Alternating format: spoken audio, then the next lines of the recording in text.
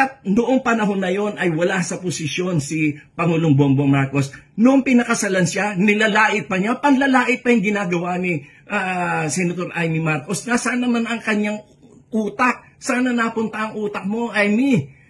Kaibigan kita pero hindi ganyan dapat ang ginagawa mo. Sinisira mo yung pangalan ng buong pamilya nyo. Oh, bakit? Kasi meron ka nahuhulinigan na yung iyong bagman dyan sa DPWH ay malapit na raw kumanta. Sa aking pagkakaalam, sa mga media circle, ay malapit na kumanta yung iyong bagman dyan sa Ilocos, yung mga DPWH projects na yan. At sa aming narinig din na si Diskaya pala ay contributor sa campaign mo, na donors mo rin sa campaign mo. At yung hindi ka napagbibigyan doon sa mga pwesto na gusto mong ipa-appoint. Kaya ikaw ay galit na galit sa iyong kapatid. Pero kung galit ka sa kapatid mo, dapat ay yan ay ipaglihim nyo lang sa inyong pamilya. Huwag mo idamay ang mga Pilipino, huwag mo idamay ang Pilipinas. Gayon maninira ka, magdi-destabilize ka ng gobyerno. Sino pinapahirapan mo? Ang mga Pilipino. Yan ba ang dapat mong gawin? Dapat mo ba sirain ang ating bansa? Mag-isip-isip ka, Amy.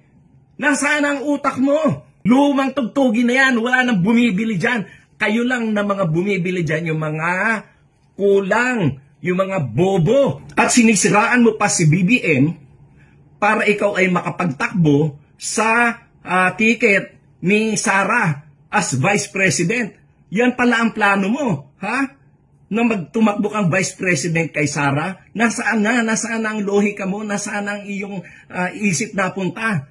Ha? Kinakampihan mo ang mga mamamatay tao, ang mga magnanakaw, ang mga korap. Hindi lang korap na sobrang korupsyon ang ginawa niyan. Diyan lang sa flood control project. Kung hindi pa dahil kay BBM, hindi mabubunyag yan.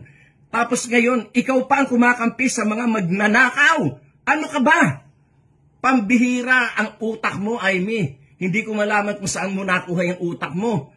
Si Sara, walang Hindi kayo mananalo sapagkat nasa likuran ni BBM ang milyon-milyon na mga Pilipino na naniniwala na ang buhay natin ngayon ay mas maganda at mas may tinatahak na direksyon kaysa naman nung nakaraang panahon na wala talaga, na wala, sabog-sabog lahat.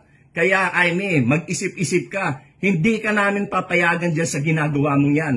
Sapagkat kami mismo, kami mga Marcos loyalist, kami mga taong mga Pilipino na naniniwala sa kagandahan ng ating demokrasya ang magiging kalaban mo. Hindi ka naman nanalo kahit kailan.